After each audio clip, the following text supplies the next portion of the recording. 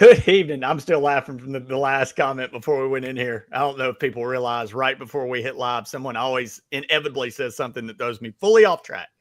But I'm back on it. We're here on another Monday night. I've got my man, Smoke Dixon, in the house, as always, with some hot takes. We got some hot button topics that we've discussed on and off that I'm really excited to talk about tonight. But first off, how you doing, my man? I'm not doing good right now. You know why? What's that? Because I'm not next to you in Florida. It's been raining, a little bit cold. I'm not, don't worry about it. I'm just belly aching. But, I did get the Final Four right. So that's okay. There you go. I've got two of them. Bama let me down. That's what you get for picking with your... Yeah, I went with the heart against Duke, and I forgot that Christian Laettner apparently impregnated women all over the Durham area during his time, and they just keep producing Christian Laettners year after year. Man, flag is...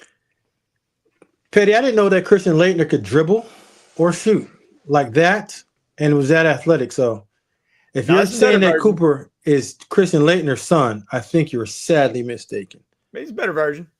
Christian Laettner is the best and maybe the greatest Duke player of all time. But this young man, right? Yeah. Statistically, and Christian Laettner's up there, bro. He was a problem. But we're not here for that. Let's get to the hitters. No, we're there to hitters. Smoke, as always, likes to throw me a curveball right before the show. He's got some one-hitters I think Bama fans will be delighted in before we get going. But we got a jam-packed show tonight. Hit that like and subscribe. If you've got questions, if you're on Twitter X, come over from YouTube, Bama Standard. Hit that like and subscribe. Get your opening kit. Get all your alerts for the shows throughout the week. But if you got questions, man, hit them in that chat throughout the show. Let me and Smoke know what's on your mind, and we will try to answer it. I'm sure with some of the topics tonight, that won't be a problem. We're going to start off with what we've got. We kind of took a break from the top five Bama list, and fans have been asking about it. So we are going to bring that back tonight in the form of the running backs. Boy, I struggle with this one. Top five running backs all time. Then we're going to dabble in the NFL. QB Carousel. What does that mean for the draft and some of these players? Some of these teams that have been eyeing guys like Shador and Jackson Dart are loading up on veterans right now. And the GOAT NBA basketball player. I think most people from my generation don't even hesitate. There's just a knee jerk. You just say one name. But I think Smoke has a different take on this subject tonight that might fire some folks up. So if you're an NBA fan at all, or you ever were in your life, you will enjoy this subject, because my man Smoke's going to tell you who the GOAT NBA player is all time. And I wish you would have made that topic hard. That's kind of simple. I think it's tough guys try to make it hard. It's simple. It's so easy. Don't give it away yet. Don't give it away. Hold it, Smoke. No, I'm not. I'm just telling you it's easy, bro. And off the heels of the big dance, like Smoke said, opening his Final Fours, right? But we're going to talk a little SEC. We caught heat on our postgame show. Duke people pumping their chests. I thought the ACC, yada, yada. Well, yeah, great. You're the one team from it. We're going to see, did the SEC answer the bell of getting 14 teams in that dance? Did they prove themselves? But, man, jam-packed show. Like I said, hit that like and subscribe. Before we get going, a little love to the sponsors, realrockstone.com. If you're building that dream home, man, we still got to get up on this, Smoke. We get too busy during the week. I got to get that stone going on Smoke's house. I think that's a pipe dream. I'm done. I think it's a pipe dream, bro. Patio from Lambstone. Don't give me that. realrockstone.com. Building that dream home. Put that stone on it today. Located in Aniana, Alabama, one of the oldest, most trusted sources in the state. Tell them we sent you using the promo code, the Bama Standard, to receive 10% off your purchase today and get a little bit of that stone on that dream home. But like I said, Smoke, got some one-hitters you want to come right out of the gate with. I know Bama fans are interested. There's not information's kind of started out all over the place with spring. Now it's kind of getting a little more focused and not so much clickbait. But, man, you got some updates for us on certain positions coming out of spring right now out of the capstone? I do. Okay. The quarterback position, Petty, if I'm going to say it like this, I think it's Ty Simpson's to lose.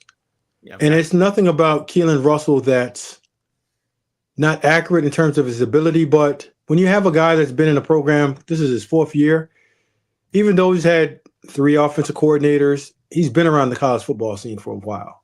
Mm-hmm. And he has experience, and he's a good player. I do believe that Keelan Russell has to play at some point this year. And I think he has to play in every single game. But that doesn't have nothing to do with him or Ty Simpson not being a bona fide player. They're both the good players. And when you have good players, you got to get them both on the football field some way, somehow, and let the hot guy finish it out.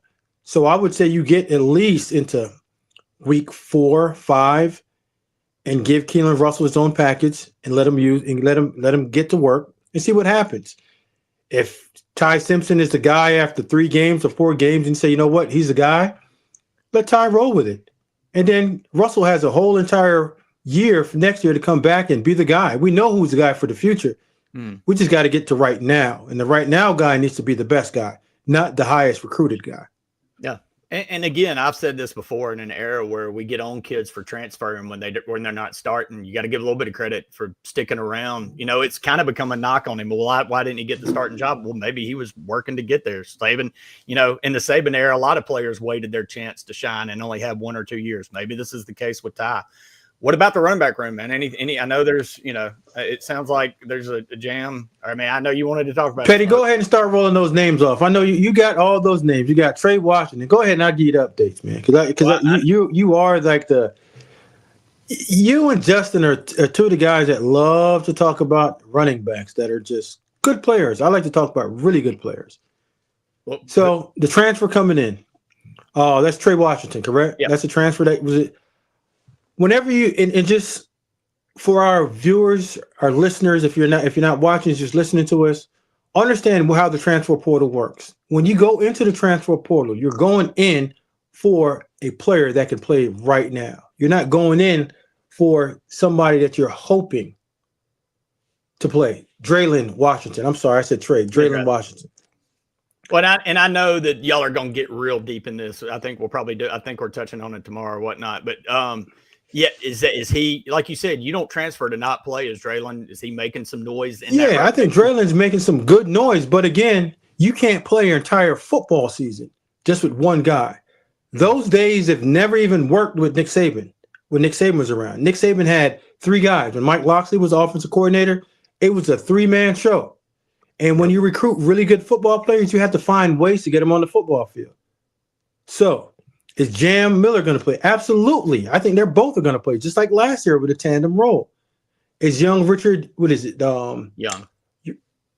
Is Young going to play? Absolutely, because you can't have good players sitting on the bench, because if they sit on the bench, the next thing they're going to do is hit the portal. So for Bama fans that are saying, who's going to be the running back? Pipe down. I think everyone has to play. We're in the era of everyone plays that's a good football player. Receiver wise, we know who the number one, we know who receiver 1 is. That's Ryan. Receiver 2, we'd like to say Jeremy Bernard, but you have Latier Brooks that's come on. You have Isaiah Horton that's a transfer over. And again, when you have transfers that come over, they have to play a pivotal role. You're not spending $300,000-$400,000, maybe even close to $1 million. I don't have any of those guys' contracts in front of me, but none of those guys are coming over to play for free. No. And when you pay guys to come over and it's pay for play, you have to have a plan for them to play, or it's called dead money.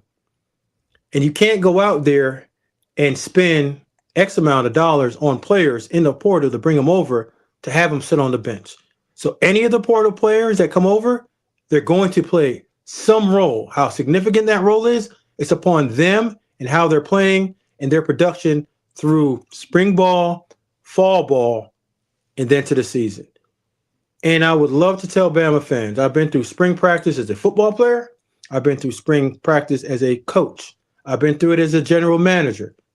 Spring practice does not set the depth chart. Spring practice sets a depth chart for fall. Fall sets a depth chart for the season. Upon the season, depending on how you play, sets the depth chart and the rep chart for the ongoing week. So I know it's hot news.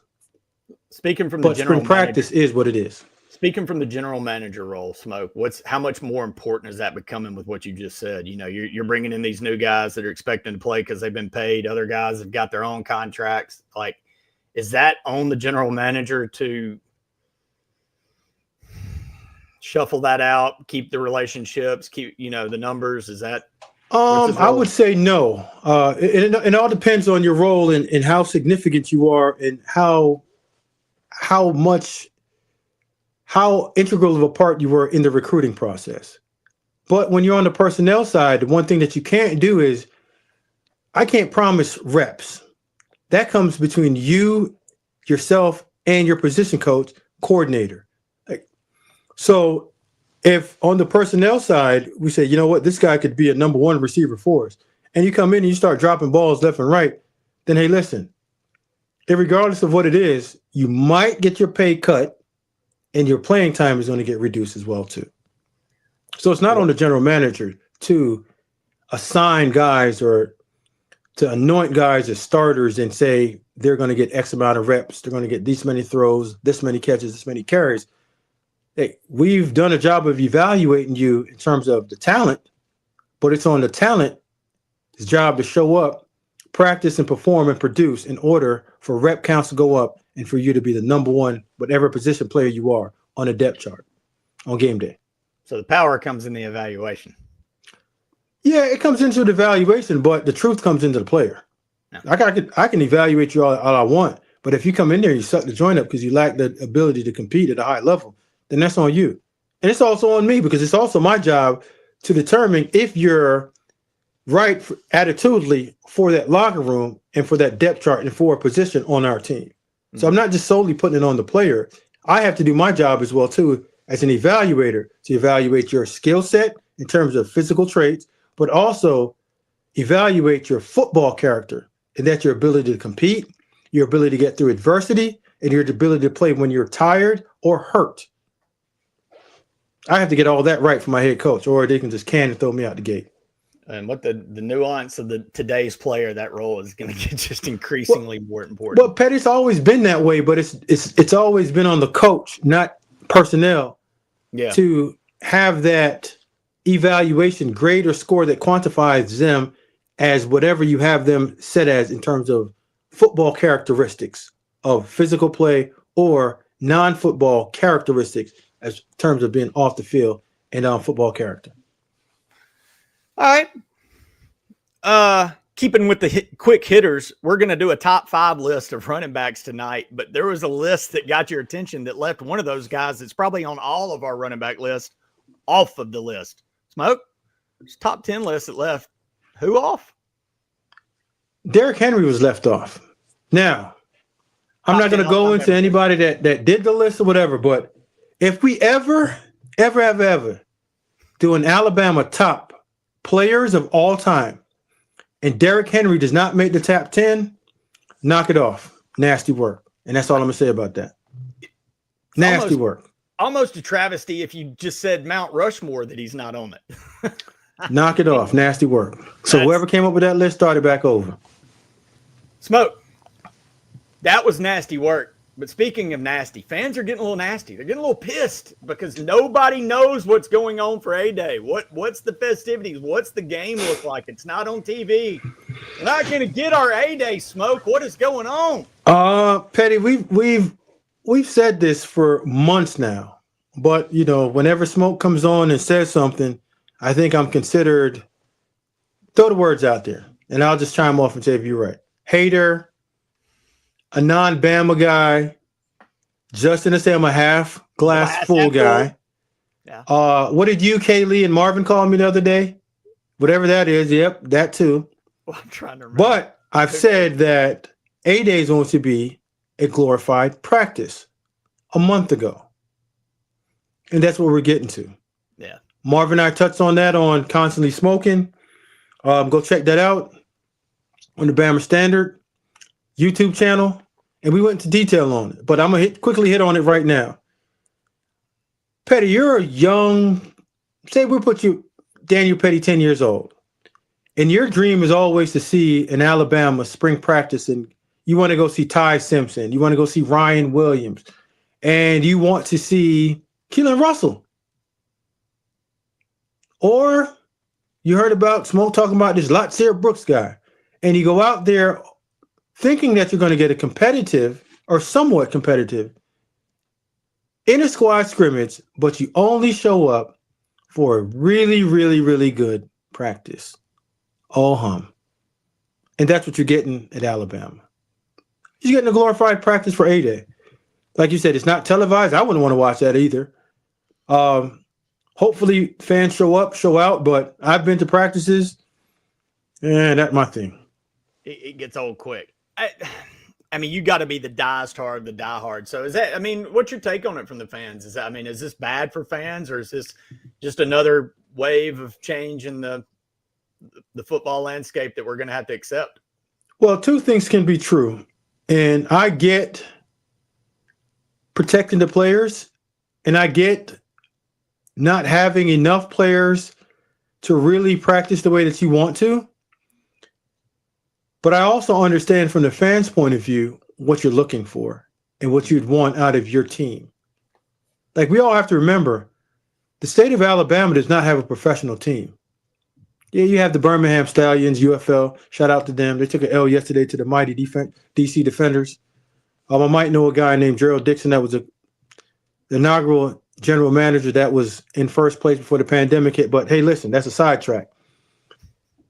You don't have a professional team, and Alabama football is first, second, third, fourth, and forever in a lot of real intelligent people's minds and hearts. The other people, I won't question their intelligence, but they cheer for the team down south. We know nobody likes them. That's Lee County people. Tryhards. Yeah. But Marvin touched on it. I think it's rubbing fans in the wrong way, because now that you don't have, it's a free practice, but the free practice comes along with a couple of packages that you can purchase. To be a captain, there's an X amount. To come out there with the game ball, there's an X amount. To have a locker room tour amount. To sit in a particular section, not just all you can sit hangout party. There's a particular fee for it. So as just an avid fan, you feel like the experience has been removed from you. Yeah. And for the person that can't afford a season ticket, you know, this is their game day. And it's taken a little bit away from being a true Bama diehard Roll Tide fan. I get it. I'm not that, but I understand where the diehard fans are coming from.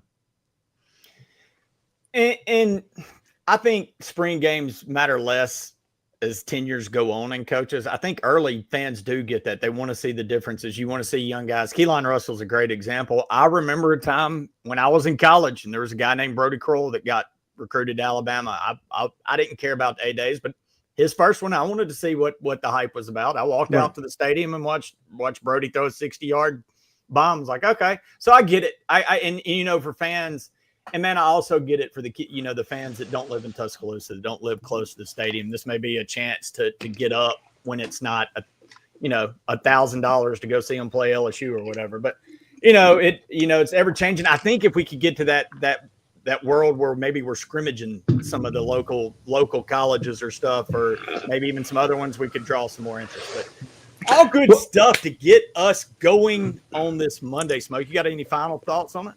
Yeah, even the thought that when we came up and we said we hope that Deion Sanders had a good concept of playing against another team and basically just having a preseason game. And I think college football has it so wrong, because at every level you have a preseason game before you get into regular season play. In high school, you have your jamboree. Yep. NFL, you have preseason games. College is the only level that you don't have a preseason game before you get into regular season play. Hit it running. Which now, like I said from the beginning, the NCAA was going to have to get together and pass that rule. Like, you just can't go out there and just say, hey, Coach Belichick, we want to play you. Get your team over here. No, that can't happen. So good thought in theory. It still needs to be executed. But I'm all for it. Well, Smoke, we talked about one Derrick Henry being left off the all-time Alabama player list. Well, he played a certain position at running back that we are about to discuss. Hey, you know what, Pay? Hold on 1 second before you get to that. Paul T. Bring up Paul T's comment, and I'm addressing real quick. Hey, Gabe, false hopes about players anyway. All right. So, Paul, and you can respond back to me, and I'll get to you. Okay, as a true Alabama fan, what false hope did players give you anyway? Like, was Tua Tagovailoa not what you saw all of his career at the A-Day? Was Derrick Henry not that guy? Was Henry Ruggs not that guy? Was Marvin Compton not that guy? Was Jalen Hurts not that guy? To me, what false hope does that give you? You minus last year where you're one game away from getting to the college football playoffs. Damn it, Paul. Bama's had a great run. Like unprecedented. We've never seen nothing like this. So if you're gonna make a comment like that, you got to have some type of context to what you're saying. Because I think you're wrong 1,000%. I'm going to try to provide context, and if I'm speaking for you incorrectly, Paul T, correct me, but I think I have an idea where he may be coming from.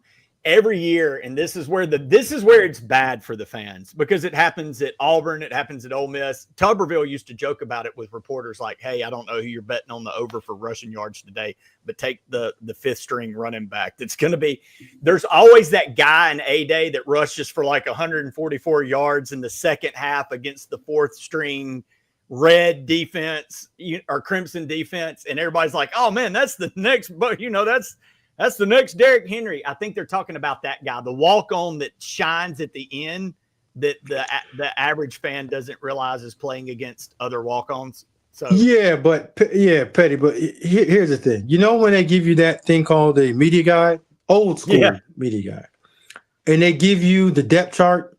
Yeah. And if you're looking at the depth chart and it's like, and I get it, in some years you might have the fifth guy that's really, really good. But if you read up on them and they don't have all but like that much in their bio and they've never had any game action, like, come on. Maybe it's Ajayi Hall. Justin pointed a good one in the super. There's the Ajayi Hall. He was mythical in A-Day. And I don't think Ajayi Hall. Ajayi Hall? Yeah, I mean.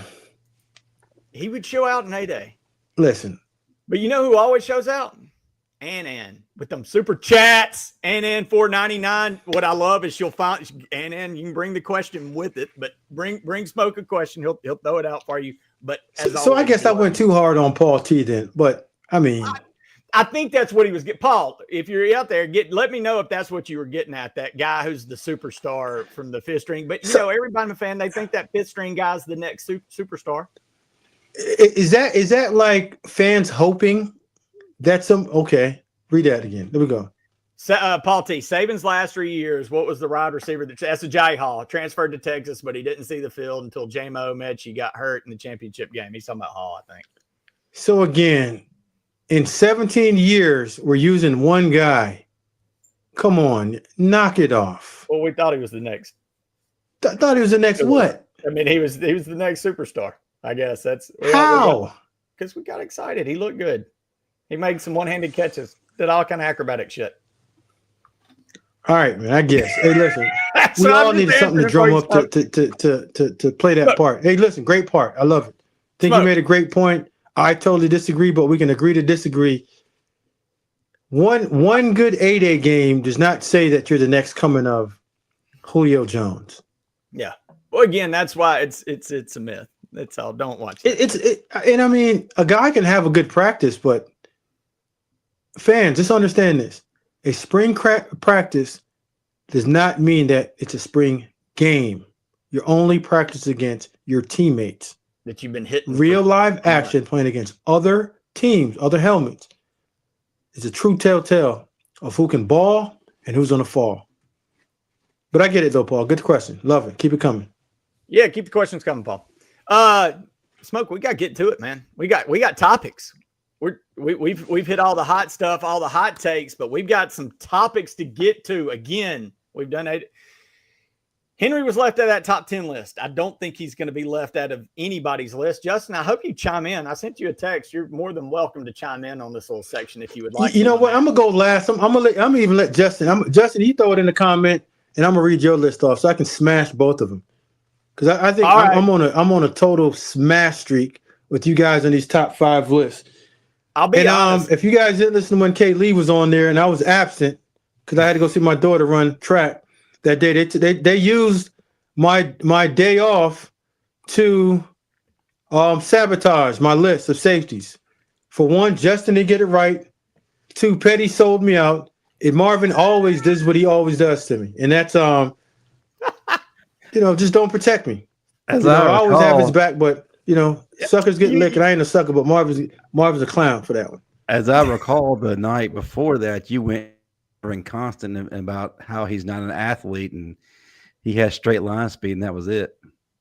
Yeah, you asked me, can Marvin play basketball? And I said, Marvin can't not play basketball. If he shoots a basketball, he's going to hit it so hard off the backboard that the ball is going to lose all of the air in it, and the backboard's going to break. But I've seen him dunk. He can't dribble. He definitely can't shoot. Straight line athlete. Already catching heat for Efron. So, hey, better put some rules for Smoke because he'll go all over the place. By the way, it was Kevin Jackson, not Kevin Lee. But oh, I'm sorry. He was on Roman Harper's. Oh, no. I mean, KJ said he didn't know me either, so I guess I don't know KJ. We have got to get it. We got showdown. So no, Justin, I know exactly what I was saying, Justin. Okay. Love you, Smoke. And you know what, Justin? He still ain't cracked the top 5. Knock it off. I don't. Hey, I got some breaking news, by the way. Give it to me. Tomorrow night, CJ Dupree on the Bama Standard. Ooh, I don't know if CJ wants to see my face. Oh, yeah? I mean, the last time I saw CJ was walking into Michael Loxley's office and told Coach Locks, yeah, I'm a transfer. That was the last conversation that CJ and I had. And that was it. But it'll be good, though. CJ's my guy. Spending a lot of good times with CJ at the University of Maryland. Good football player. Okay. PA's finest. All right, so I got my top 5 list. Let's go. You going first, Justin?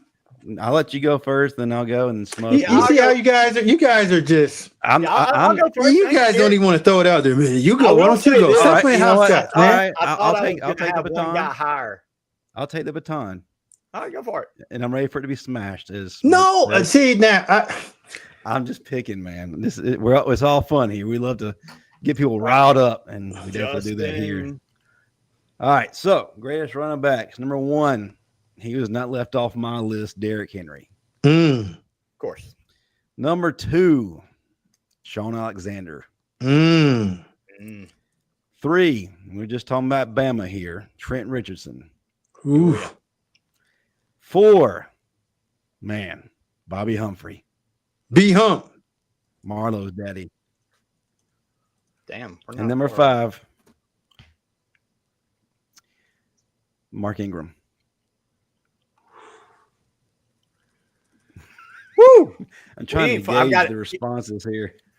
I'm going to let you type that out, Justin. I was trying to do it fast, and I got them off. No, I'll give it to him. I'll replay it. He got 1, he got Derrick Henry, the king of the hill. 2, he got my man Sue Alexander. 3, Trent Richardson. 4, Bobby Humphrey. 5, the first Heisman Trophy winner in Alabama history. Short-stepping Mark Ingram. I made myself a hypocrite because I've always said I thought Richardson was the second best back of all time, and then when I started doing the list, I didn't put him at number 2. Do I have any rules? Because I usually state my rules, but then you guys always say, "Well, I like your rules." Okay, if I'm drafting a team, is always I'm gonna say. But you go ahead, Petty. All right, number 1's Henry. That's a no doubter. Number 2, Sean. The numbers were just there: 41 touchdowns, 800 receiving yards, in a time where all they did was run the ball and offenses were Forrest Gump dumb. I got to go with Alexander. Number 3, Bobby Humphrey. Same thing as Alexander, in a time where all they did was run the ball. Defenses were set up to stop the run. He still rushed for 3,400 yards, still received for 500 in that era. Bobby was the man. Number 4, I got to go with all-time leading rusher in a time where Bama was rotating backs, Najee Harris. Not Najee, man. 3,800 rushing yards, 42 touchdowns. He did it all. I I'm sorry, y'all gonna have to hate me. I got a tie at number 5 between Ingram and Richardson. I couldn't. I think Richardson is probably he's probably top 3, and I'm wrong for it. But I couldn't not put Ingram on after the Heisman. They were 1A and 1B. Sorry, I cheated. That's what it is. Are you gonna get off the fence?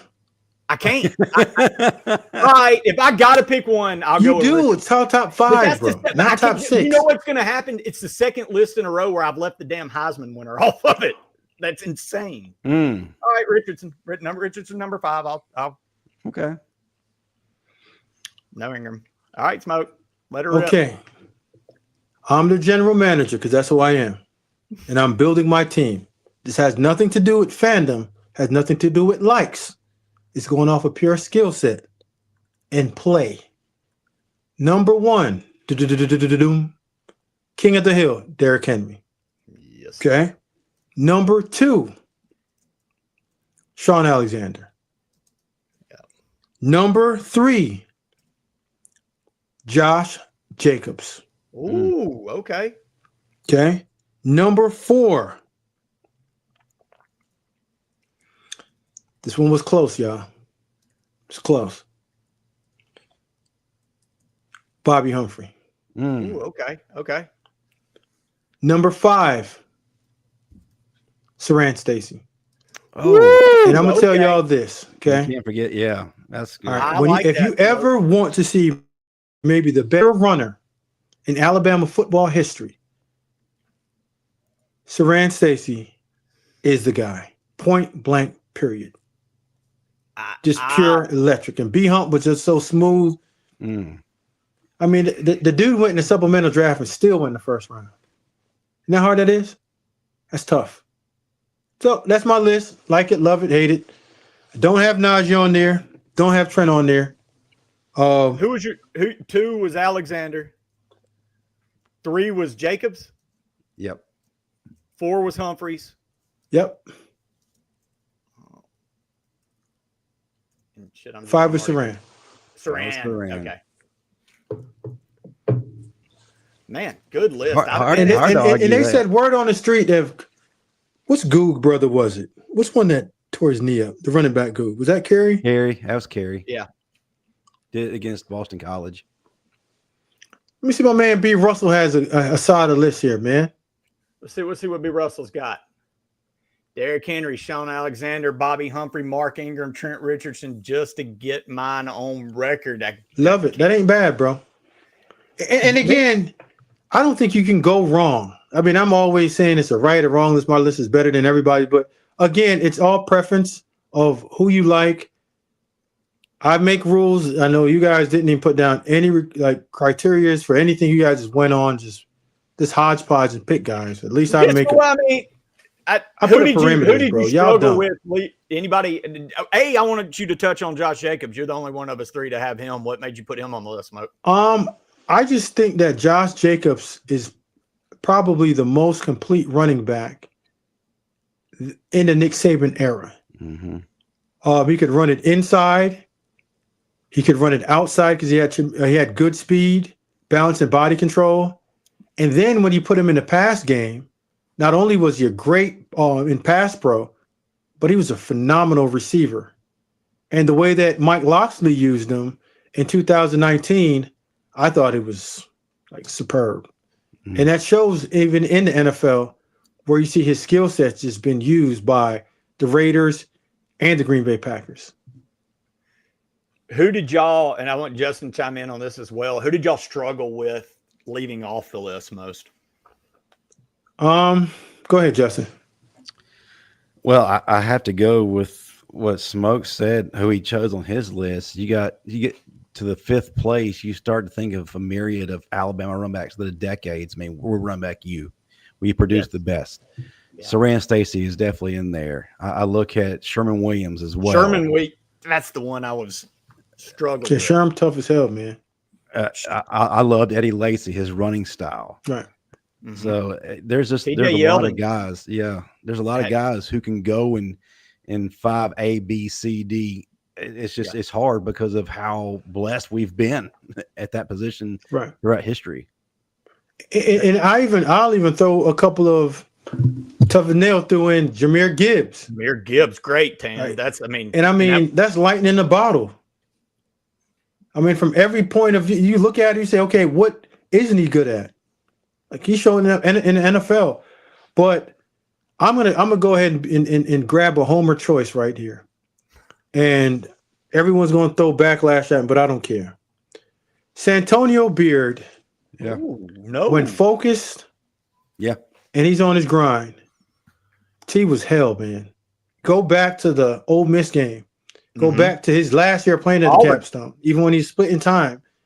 Size, people didn't know. T 6'2", 220 pounds. Ran a 4.4. I was there at his pro day. Could catch it, pass pro, can run it inside, outside, take it the distance. But guys like that get lost in the shuffle.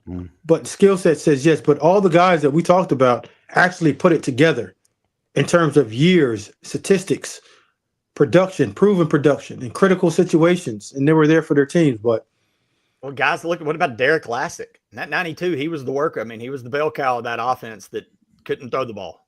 Yeah. I mean, Lassick was bad. Yeah, there's a lot of guys. It's like there's a ton of guys that we left off. I mean, Eddie Lacy came through for like a 1 year span and was ridiculous. Spin move.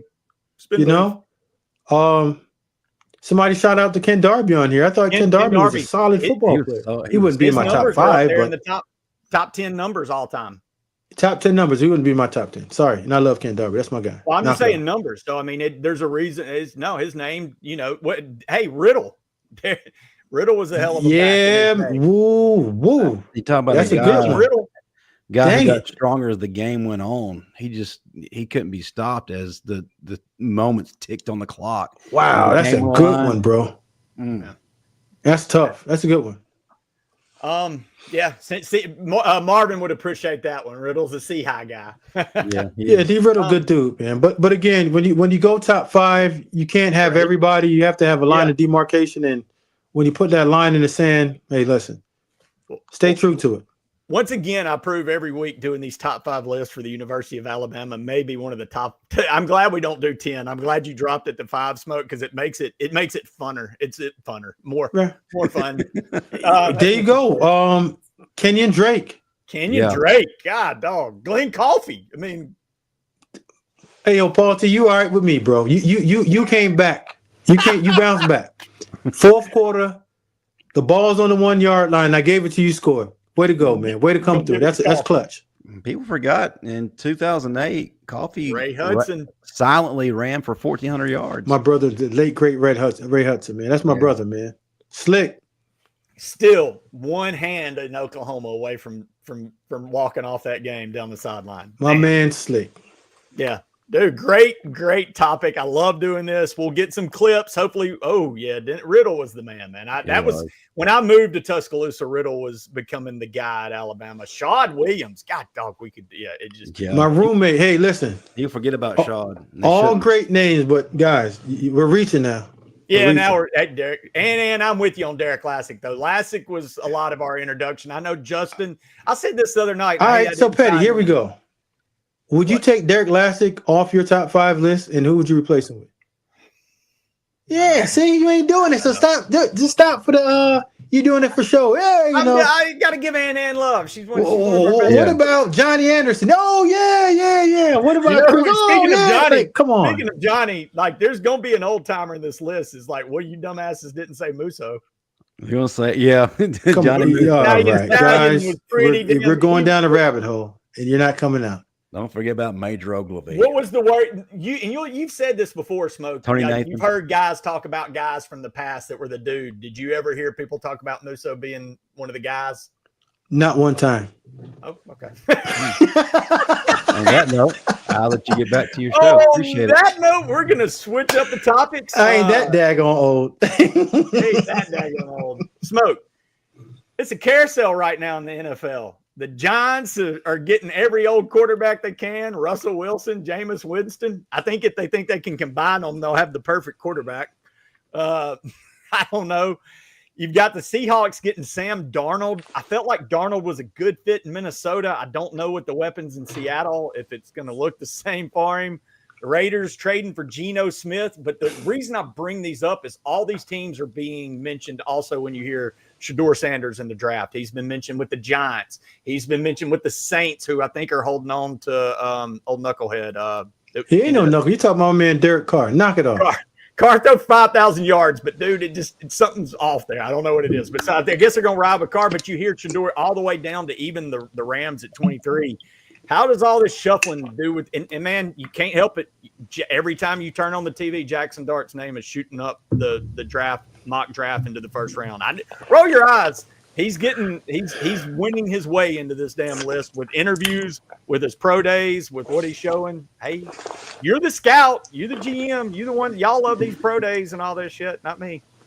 See, this is what you do, right? Whenever someone backs you into a corner, you say, "You got all the answers." No, I don't. I'm just like you. But the only thing that I would tell you is this. The names that are getting mentioned are typically the smokescreen names. No true scout or NFL team is telling you who they're going to draft unless it's the first overall pick and it's a no-brainer. I'm just giving you a little bit of information from my point of view. If they're telling you that Jackson Dart's running up the list, they're telling you that Tyler Shaw is running up the list. Yeah. And they're telling you that Will Howard is running up the list. Yeah. Just remember, the name that's not getting mentioned is a name that's going to get called. Just remember that.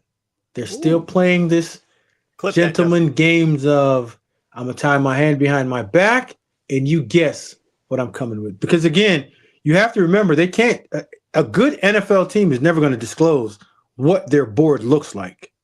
Yeah. Because there's still some secrecy in what you want to do. Because you're setting up plays. You got trades. You got guys that's trying to steal picks, trying to send you up the wrong signal of saying, back in 2016 or 17, there's a quarterback named Bryce Petty out of cousin Baylor. Was that your cousin? Good. Both of you guys play the same. And yeah, I wish I was that good. And Petty, I remember the Buffalo Bills brass went out to work out Bryce Petty. Smoke signal. And you put it out there. You give it to one of the beat writers or the Schefters or the Garfalos of the world to say, hey, word on the street is I think the Bills are looking at taking a quarterback. We heard about Petty's going to be really good. But, yeah, your intentions is to, divert that trip to go see somebody else. So they don't know where your true intentions are and who you're looking at to draft. Oldest pick in the book. You look at Shedeur Sanders is, I think, going to be the guy. He's the most intriguing to me because nobody can peg where to put him. Obviously Ward's going first to the Titans. You think? You think? Unless there's a trade. My question is. Yeah, I think Ward's a lock. If a team wants Shedeur, why would they tell you that they want Shedeur? No, that's why I think he's the most interesting one. I mean, because there's several that are rumored. The Giants, the Saints, like I said, the Raiders have been. Jackson Dart might be the second quarterback taken. You think? Well, you're the one that's always kind of batted that he isn't shooting up the. You think he shot up? You think there's a hell no? Okay. You remember when everyone was saying, "Oh, the San Francisco 49ers are going to take Mac Jones"? Who did they take? Trey Lance. Good. Okay, I'm interested. I'm just telling you. Year in the names that aren't getting mentioned are the names that's going to get called. All right, everybody, take note of that. Where is Aaron Rodgers? That's one I did have on the list. He was actually on the. Is he done? Is he got anything in the tank? Oh yeah, there's plenty in the tank. Oh, is there? Oh yeah. I mean, Aaron can still he can still sling it, bro. It's just a matter of, do you want to put up with all the nonsense that comes with A-Rod? Mm-hmm. All right. Or do you want to come with the podcasting? Do you want to come on? Do you want to, if you're at a team that you need him to be there for mandatory minicamp, for OTAs, you might look at you and say, bro, I ain't showing up for that. I've done it so long, I can go out there right now and play a game and call the plays myself. And he probably could do that, but is that what you want on your team? And I know that I know Pittsburgh is out there, but my question to him, why would I want to go play for Arthur Smith that's calling plays? And if he and Arthur, they do have some type of relationship, why wouldn't you have gotten this done? And I think Arthur Smith has done a pretty good job of calling plays in the NFL. Yeah. But I don't see Arthur Smith and Aaron Rodgers. That's like a perfect marriage. Coexisting. Yeah. And it's not because neither one of them aren't good at what they do. It's just the style that we've seen from Arthur over the years. I hate it for you Jets, but you kind of, you get the reputation. You are what you are. They're either that team that tries out some new quarterback that was a horrible pick in the draft, or they're getting a quarterback that's on his last leg. So it almost seems like that was the end for Aaron. I don't know, man. The Jets that's a joke. Such bad. Yeah, they're going to be they'll be in last place in that division again. They got so bad. Okay, a quick note for anyone out there that wants to figure out who's going to win their conference. Find a team that has the best quarterback, and typically that's what happens. Yeah. All right. So in the AFC East, that's with the Miami Dolphins, New England Patriots, New York Fighting Jets, and Bills Mafia. If you look at quarterback play, you'll say Josh, Tua Tagovailoa, because Drake May's still he's a rookie. And then who does the Jets have? I don't know. Now that Rodgers gone on, who? Yeah, exactly. I mean, they Fields. Oh, Tyrod Taylor's still there, but like that's it. So what are you going to do? Win on defense? Run the ball? Play good defense? Knock it off. Paul T says, aren't the same yet. You've heard some smoke. I mean, that's what I said would be a good fit. Again, Arthur Smith, running quarterback, has some quarterback runs in there. Move the pocket in terms of using Jalen Milroe's legs, and he's ultra creative. And that's why I said just Arthur Smith and Aaron at this point in his career, the way that he calls the game, I don't necessarily see it that way. Well, and the Steelers are the anti-Jets. I agree. Look, I think that would be the perfect spot for Milroe. They're like I said, they're the antithesis of everything the Jets are. They're a stable organization. They're great at player development. And like you said, more on that side, the fit with the play call. And you called that a while back that would be a great spot for Jalen to land. So, yeah, and you've said this, if Jalen's much like Hurts, if he lands in the right spot, gets the right development, there's a chance, he's shock a lot of people. There's a chance that he might have the better success early in his career, or have the best success earlier in his career. Speaking of shocking a lot of people, I'm about to shock Smoke and get this right. One thing that doesn't shock is Title Towel. They always deliver. Go to whitwillsports.com today. I know seasons are kind of ending. Baseball's going. We got softball. We get that Title Towel today. Have it in hand if you're going out to the Joe, if you're going out to the softball park. Tell them promo code standard, get 20% off that purchase, and don't go without that Title Towel. If Milroe goes to the Steelers, I hate we won't be handing off to Najee. Yeah, they just got rid of Najee and sent him on to the Rams? No, Los Angeles Fighting Chargers. The Powder Blues. Hardball, running the football. What a great uniform. The best throwback uniform ever. All right, Smoke. I mean, there's no further ado with this one. For my NBA fans out there, buckle up. Smoke, I believe you told me once your idol was the guy that wore number 23 for the Bulls. So we're going to get, in Smoke's words, who is the NBA GOAT? Is it Jordan? Is it LeBron? Heck, could it be the Mamba? Or is someone we don't know? Maybe it's Magic Johnson. Maybe that's one he's holding. Yeah, listen, don't tease that. It ain't Magic. Knock it off. You don't have Magic on your list of the NBA? Not even close. Most overrated player in NBA history. Knock it off. Quote that. Most overrated player in NBA history. Yeah, in terms of GOAT conversation. Okay. Most overrated to ever get tossed into the GOAT conversation. Like what old people use every single time that you get into a conversation, they have like one thing that they'll say, if it trumps it all, he's a winner.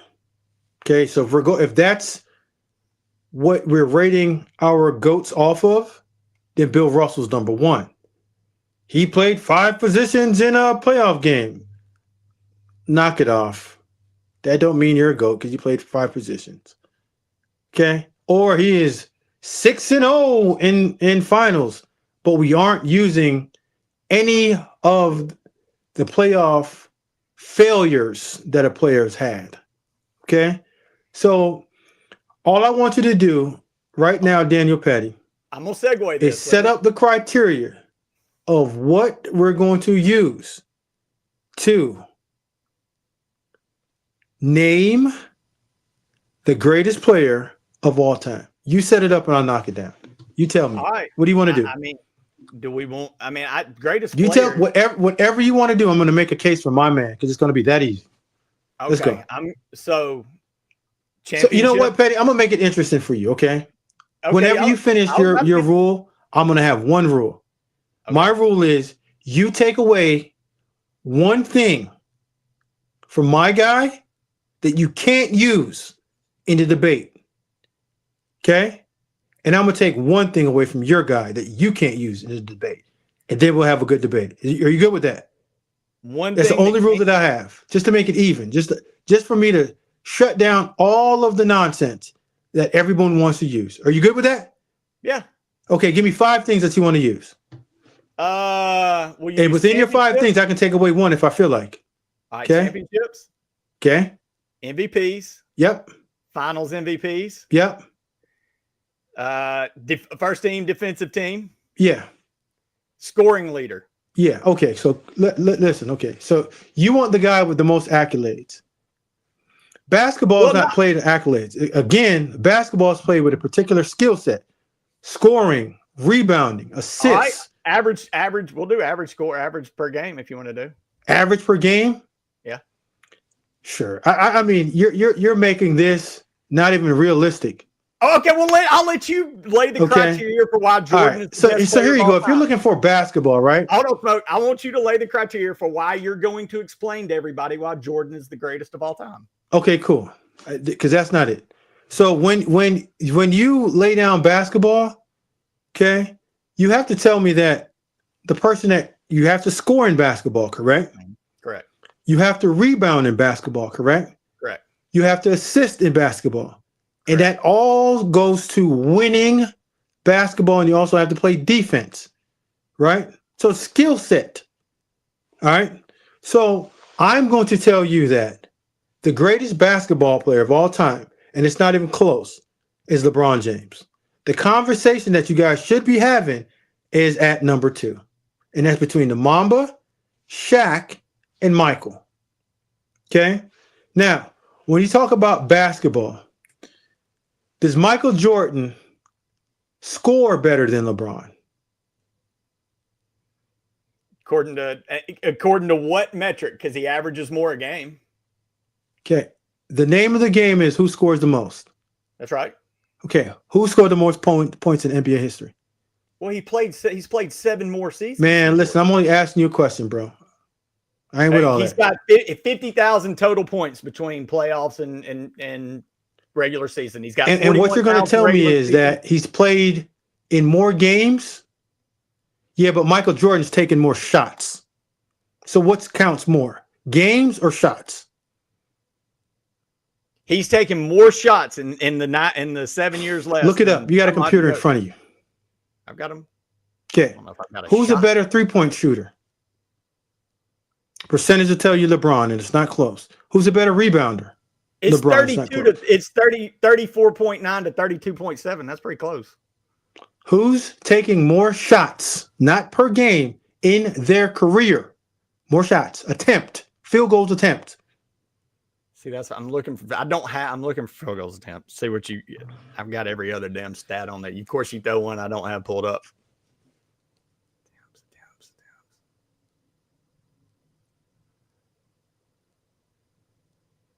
Apparently, you know it, Smoke. So I'm just asking. I don't know. I don't have the attempts. That's one thing I don't have. Yeah, I'm gonna tell you Michael Jordan. Okay. All right, this Mike. Well, okay, but if you're gonna do it off attempts, you got to do field goal percentage, because regardless if you shot 10,000 versus 5,000, if you made half, someone made half, someone made half. Why don't we go up? You look it up.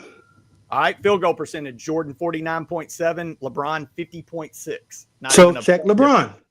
Okay, how about 3-point shots? Don't waste your time, Bron.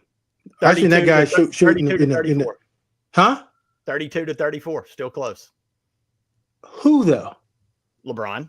Okay, so the guy scores more, he assists more, rebounds at a higher clip. What else you want to do in terms of basketball, like the feel of the game? Who's a better teammate in terms of involving others? Like, do you know that LeBron James is the all-time leading scorer in basketball history, and he's not a shoot-first player? Just imagine if he was a aggressive shoot-first offensive player. What would those numbers look like? I'm just asking. I can't help it. Like the thing that he gets knocked for is what everyone tries to teach their kids how to play the game. Pass the ball to the open player and make the right play. That's what the guy gets blamed for. We've never seen anything like this. So I usually, whenever you tough guys say Michael Jordan is great and he's the GOAT, I usually easily ask a simple question, okay? Okay, at the age of 15 years old, who would you rather have, Mike or LeBron? Or even if you want to throw Kobe in there. You want to throw Kobe in there? But we're just talking about Mike and LeBron. Who would you, at 15 years old, who would you rather have, LeBron or Mike? LeBron. Okay, 16 years old. 16 years old. LeBron. 17. LeBron. 18. LeBron. 19. LeBron. 20. Jordan. What was Michael Jordan doing at 20 years old? I mean, he was at North Carolina at this point. Oh, so you're taking a collegiate player over an NBA All-Star and already a top 5 player in the game. Got it. That's fine. 21, who you want? Jordan. Do you know what LeBron was doing at 21 years old? What was he doing at 21? He was getting swept by the San Antonio Spurs in the NBA championship game. So that's who you want. Swept. That's fine.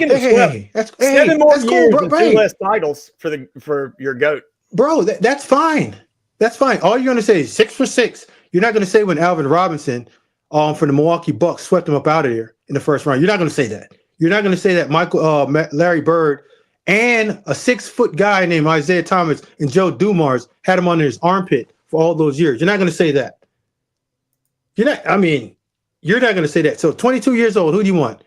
MJ or Bron? The game is like, okay. Let me explain something to you, Paul. You just lost another point. Okay?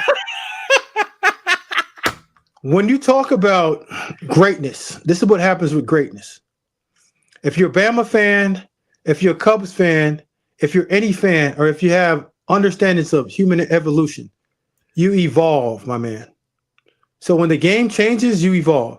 They were shooting 3-point shots in the 80s and 90s. I want to let you know that. Like, that's what Larry Bird was like king of the hill at. They still had a 3-point contest. The 3-point arc was still back there. So regardless of what you or who determined how you played the game, like the game wasn't played behind the 3-point arc when Bron first came in the game. And he wasn't even a good 3-point shooter. He worked his way into being a good 3-point shooter. He's now shooting over 40% behind the 3-point line. So I'm just trying to figure out, when did Michael Jordan become this Brahma bull of he guarded the best players on their defense? No, he didn't. Scotty did that.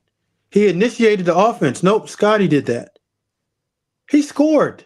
And if you want to say Michael Jordan's the greatest scorer of all time, I would have a better conversation with that than saying he's the GOAT. And and if you say he's the greatest scorer of all time, I would say the guy that has the scoring championship, the scoring leader of all time, and that's not going to get touched, is LeBron James. So I'm still trying to find out in what area of the game is Michael Jordan better than LeBron? You're going to say he was a dog. LeBron wasn't tough. Well, you talk about a single family home kid that's from the projects that's made it to into GOAT conversation, and it's a billionaire and have nothing but millionaires around him. Never had one flawless step. His son is right next to him playing in the NBA, and his other son might be in a couple of years playing next to him. So what's your answer? You tell me that's not greatness. You tell me that's not toughness. I would like to ask anyone out there, have you ever seen anyone go upside LeBron's head? Have you ever seen LeBron James? You say he's not tough. Have you ever seen LeBron get punked? We've seen Michael get punked. We've seen Cat get after Bron. After Mike. You've never seen anybody get after Bron. You saw what Austin Rivers just threw the ball at, and Bron turned around and flexed like this. So what's your answer to folks say LeBron wouldn't handle the physicality of the 80s, 90s game versus now? What would I say? Yeah. They're old men that's in a barbershop that don't understand what 6'9" and 270 pounds look like. And you've never seen LeBron get physically just pushed into the wall. Like, I think you guys all understand that Michael Jordan's toughest competitor was Joe Dumars. Right. That's the guy that he was like, that's the guy that lined up. That's the guy that lined up and played him tough. Joe Dumars and Dennis Rodman and those little guys and Bill Laimbeer. Do you know what LeBron would do to Bill Laimbeer physically? If you guys have any sense out there. I know people that 6'9", 270 pounds of freight train machine. And it was like, well, he flopped. I think you guys want to cut on that tape and watch Michael Jordan flop too. And all those guys flopped in the 90s. And again, everyone's going to say I'm a LeBron James fan. But if anyone knows me, my favorite two players of all time, Kobe Bryant, Michael Jordan. LeBron's not my favorite. Not even close. He's just the best. And I can remove the biasy and I can tell you the truth. Ooh. I've never seen anything like Bron, and we might not ever see anything like LeBron again. And the man is 40 years old. And that is a point I'm glad you brought up. I'm not sure folks really realize that after Smoke, your idol was Jordan, right? Yeah. I'm a Jordan guy. If anyone could have said anything in 2009, 10, 11, they would tell you I'm talking about I am so knee deep in saying it's between Kobe and Mike. Heck no, Bron. He ain't this. He ain't that. And I said, whoa, let me open my eyes up. Who do you want? I've never seen someone come in the NBA. You remember that Detroit Pistons team that beat Shaq, Kobe, Carl, and Gary Payton? Oh, yeah, with Ben Davis and all those guys. Ben Wallace, Sheed, Prince, Big Shot. Chauncey Billups, Rip Hamilton. Yeah, yep. There's a young man that dropped 26 straight on them with Mo Williams, and I love Mo, and Big Z, and went on to the championship. That the Boston Celtics, they created that dream, that team that everyone says, well, LeBron's the first one that created a super team. Well, what do you call Paul Pierce, Kevin Garnett, and Ray Allen? Super team. Okay, and Rondo was out there too. Oh yeah. Right. You know who bust that up and sent some up to New York, somewhere, and you better come play with me so I can pass you the ball? Ray Allen? Yeah, super team. Okay. When you have Tim Duncan, Tony Parker, Manu Ginobili, and Kawhi Leonard. Oh, there's a guy that beat that team too. Oh, shoot. Yeah, LeBron James. Then there's a team that was 73-9. And, the went up, double block shot, bop, bop. Yeah, that guy. Oh, and then he averaged damn near 40, 10, and 10, the triple-double in the play. Like, it's unreal. But we all always want to create the narrative that the only reason why he can't be in the GOAT conversation is one thing. Titles. And they all said, Mike went 6 for 6. Are y'all not going to count when he got swept? When he lost out of the playoffs several times. No, not lost. Swept. Yeah. Like, bring the brooms out several times early in his career. Or no, is anyone not going to say, well, who did Mike beat in these finals? Houston. No, he ain't want no problem with Dream and them boys. He beat the Sonics, Charles Barkley. He beat Charles Barkley, the son. Well, he started out busting up Magic and James. Come on. Them dudes are 500 years old. But hey, listen, Hall of Famers, he won that. I'm not going to take nothing from him. Then he beat the Portland Trailblazers.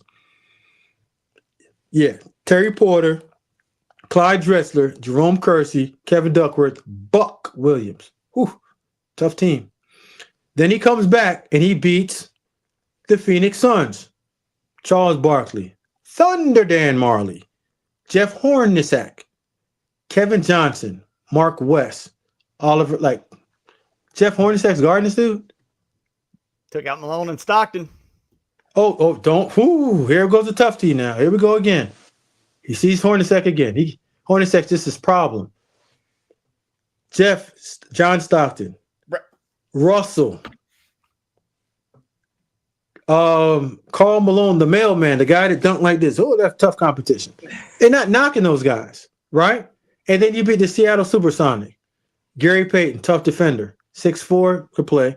Ricky Pierce, Dale Davis, Deathlet Shrimp, Sam Perkins, Sean Kemp. Yeah. When did you hear Hall of Famers? But again, that's who he played against, and that's who he beat. Not my problem. But there's no way that you can deny LeBron's greatness when he loses in playoff series to Dirk Nowitzki, and you say, oh my God, he should have won that Dallas one. Okay, good. He should have won the Dallas one. I agree. But you telling me that at some point that the Jordan rule and the Detroit Pistons, Joe Dumars, that 6'4", pudgy little guy, you could knock that dude upside the head and get you a championship? He's a GOAT, though. Brian Russell, which do you want to have the ball when the game is on the line? B. Russell. LeBron James has more game winners. He does. Than your GOAT, Michael Jordan. He does. He scored more points. He's had more clutch points than your GOAT, Michael Jordan. Knock it off. There's facts behind it. Find a new subject to talk about. Give me another one. I think you're actually. Give me another one. Smoke. The answer to that question though is Larry Bird. That's fine. Actually, if I want somebody shooting the damn ball with game in line, give me Steph Curry. They never said who's going to shoot it. They said, who do you want the ball? Who's going to make the right play? I know what Mike's going to do. Well, we don't. We've seen Mike pass the ball to John Paxson. Y'all don't remember that though, do y'all? Y'all seen him pass it to Steve Kerr. Y'all don't remember that though, do y'all? Yeah, no one remembers that. They make game winners. Yeah, no one remembers Mike passing the ball out of his hands. No one remembers that. Steve Kerr never hit a game winner in the playoffs. Neither did John Paxson. Never happened. I can remember those. Never happened. But we all just miraculously just say, hey, let's forget that. Every time he shoots the ball, he wins. He's 6 for 6.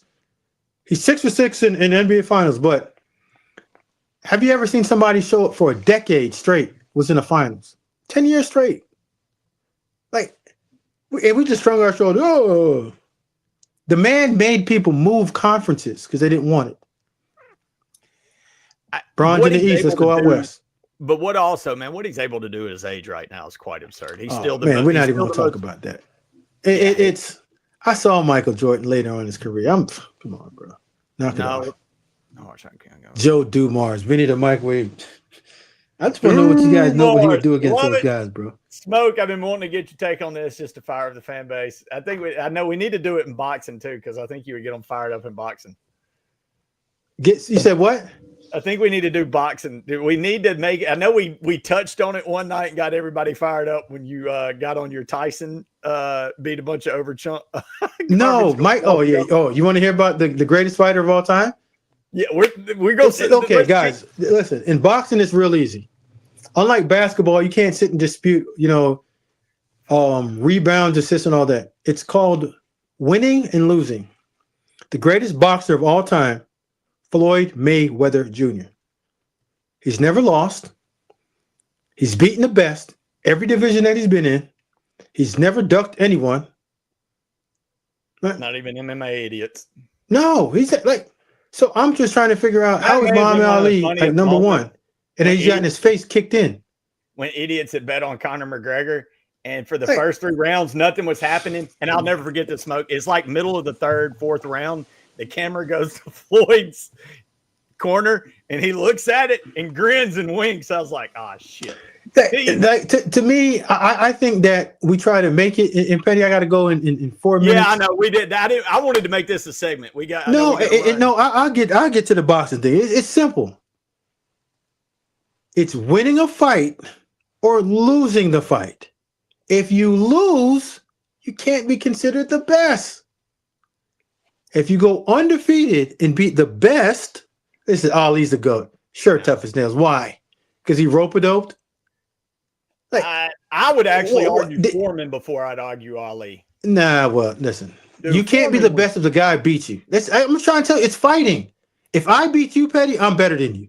Knock it off. Like, move on. The only one that retired undefeated and he lost before he became a professional was Rocky Marciano, and he okay. There you guys go.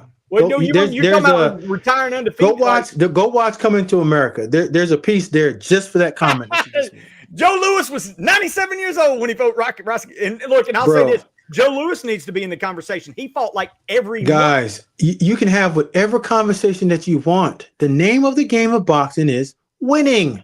Well, if you don't lose and you beat the best boxers, you're the best. Then Roy Jones Jr. is in the conversation. In what conversation? Second place? Yes, but he's not in a conversation for one. Everyone is behind Floyd Mayweather. Everyone. If you're talking about skills, beating the best, undefeated, you tell me who's better than Floyd. I like it. I like it. Are we Smoke? You got time? We gonna hit the last segment, the SEC, the big dance. We're gonna shelf that for next week. I think we should go ahead. Listen, let's shelf that for next week. Okay. Because I think we shouldn't talk about the big dance until we're talking about a national championship game. Oh yeah. Well, real quick, just answer the question, then we'll get out of here. You still let me into this. Here we go. No, we don't. We won't do a segment. No. Listen, Petty. I signed up for 8:15. I got 2 minutes left. Right now, I'm on Justin's tab. Talk to me. What's the question? Did the SEC prove itself in the dance, or was the 14 too much?